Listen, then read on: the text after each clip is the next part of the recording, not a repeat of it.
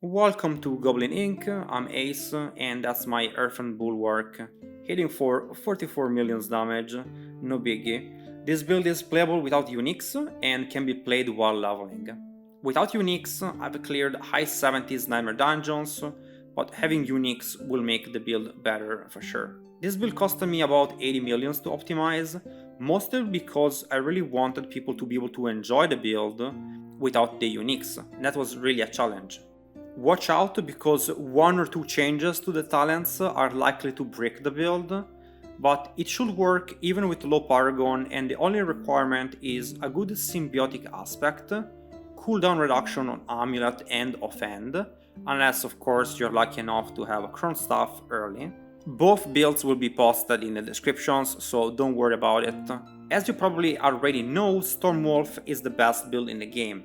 But you know what? This build isn't that far off, and it does not use Grizzly Rage with aspect of the Rampaging Warbeast like all 1000 Druid builds, so likely it's not gonna get nerfed, as it's not been played by anyone yet. Instead, the core of this build is Earthen Bulwark with innate Earthen Bulwark as its passive, a cool little damage ability that scales with Barrier Generation, on top of all other modifiers, so having another bucket is really good. For damage, this build has absurd multipliers. We are sometimes quadruple dipping stuff, things like the Crushing Earth passive, and adding insane aspects like Natural Balance, Crush Stone, Retribution, all huge 40% plus multipliers. And the cooldown reduction thing comes from the symbiotic aspect on the amulet, which will reset the cooldown of non-ultimate abilities by 12 seconds if you have it well rolled, whenever we proc the effect of Keystone Nature's Fury.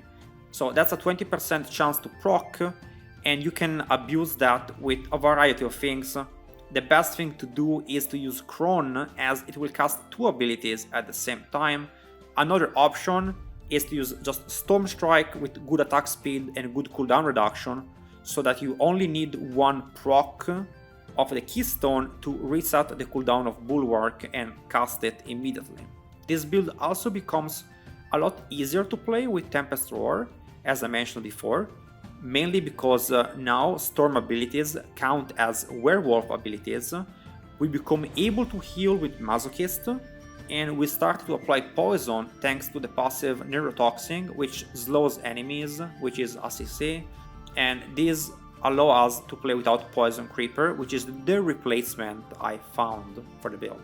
A lot of damage reduction and tankiness also comes from damage reduction against poisoned enemies, so being able to just walk in with your Hurricane and just reducing everyone else's damage is a lot better than Poison Creeper, but you know, if you're a brokey, you kinda have to play with that. It's not much you can do about it. The build doesn't really have any weakness, as it can stagger bosses quickly. I will say Uber Mommy is gonna fuck you up because you cannot CC her, but as long as you stay away from home, you are in the clear. Endgame, this build is really fast at clearing high nightmare dungeons. In the 70s range, I prefer to run high nightmare dungeons over the low level ones, because the item level on average is way higher, so you get better gear on average, and when you get best in slot gear really matters. For best in slot gear, it's also best to use one hand and offhand. When you have really good rolls on them, it becomes better than CRONE. Till then, you can just use CRONE stuff, and that's almost best in slot. Okay, let's talk about aspects, gear, etc. 4 gems first, green gems, skulls for, of course, jewels, and barrier generation on gear because it will multiply your damage, it's more barrier, it's just very good. Quickly on the boons, always reset the cooldown of your ultimate, so you can spam Petrify or even Cataclysm. I'm testing it, not bad, prefer Petrify though. Of course, always have Fortify for 10% of your maximum life when you use a defensive skill, mandatory for this build. Then we're gonna use attack speed instead of crit damage, because that's just additive damage. And wordiness, less damage from elites. Elites can kill you, so Then Masochist if you're playing with the unique helm, or Pack Leader if you're not and you need a way to apply poison without relying on storm skills. For gear, unique helm, Tempest Roar if you don't have it, a normal helm with basic skill attack speed, maybe barrier generation, life on kill, it's very good. For aspect, gaining barrier when hitting an elite, it's very good as it gives you time to kill them before needing to heal, which is the problem, is that we don't spam healing like we do when we play with Tempest War. For the chest piece, a ton of damage reduction, max life is not necessary but it's good, and imprint on it Earthen Bulwark aspect, increases the size of it, just a very solid aspect to have, no reason not to run it. Crush Stone on the gauntlets for, 30% more damage on earth skills. You need crit chance, you need attack speed, and then if you can get crit damage on it, it's great. For legs, damage reduction Fiesta with damage reduction, always have your disobedience, super OP. For boots, damage reduction while injured, armor while in werewolf if you have the helmet to be a werewolf. And of course move speed and any stats you might need. You can also have fortified generation on it, which is not bad. The weapon, if you don't play with Crone, if you have a best in slot weapon and offend, you want vulnerable damage, willpower, critical strike damage, and critical strike damage with earth skills if you can. Not bad, huh? The item level doesn't matter for this build because it doesn't scale off your weapon damage. For amulet, I like move speed, I like a ton of damage reduction, and damage reduction is always good, but cooldown is a must-have. As with this cooldown, and later on we'll see the offend, that's all you need to have just one proc of your keystone, and you get the bulwark back when you play with this setup. Of course, the aspect is going to be symbiotic, you need a max rolled one. 11 seconds is also fine if you have a good offend. For the ring, of course, we're gonna be going natural balance, so much damage, 45% for earth skills. And on the rings you want always crit chance, in my opinion always vulnerability and HP, which I don't have. And barrier generation would be great. Ideally, life and crit chance, vulnerability, barrier generation, those are the things you want. I would say crit chance is the highest priority. And your offend, you want cooldown reduction, and then crit chance and damage reduction or willpower, those are the things you also want in your offend. Again, the damage of the offend doesn't really matter.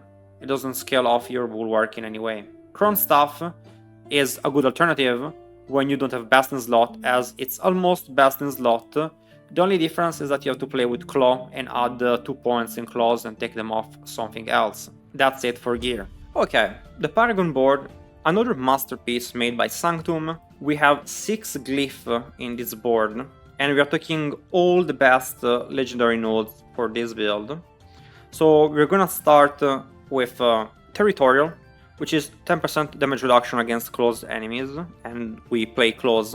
We're gonna have Heightened Malice as our first board, 45% more damage with poisoned enemies nearby. We're gonna use for the glyph socket Earth and Sky, which gives bonus to all magical nodes, but also 10% increased damage to crowd controlled and vulnerable enemies, which multiply with each other, so it's a huge buff. This also allows us to get damage to poison enemies and damage reduction from poison enemies, and buff this value with our Earth and Sky. Then we're gonna be taking Protector, 10% damage reduction when you have a barrier, and buff to rare nodes. In this case we got damage reduction from vulnerable enemies, very powerful, another 8% damage reduction there. This is the board you should actually take as third, so that you can have lower cost for this board. And it's Exploit, which applies vulnerability on the first hit. Also gives you a very good boost to damage, because vulnerable is still a bucket of its own, so getting vulnerable damage is always very good. But mainly because we have a lot of damage reduction on vulnerable enemies, and we want to be sure that at the start of the fight we have that going on right away. After this board, you should actually take as your fourth board right away Earthen Devastation, and the glyph is gonna be Werewolf, which reduces the damage while you are in werewolf form.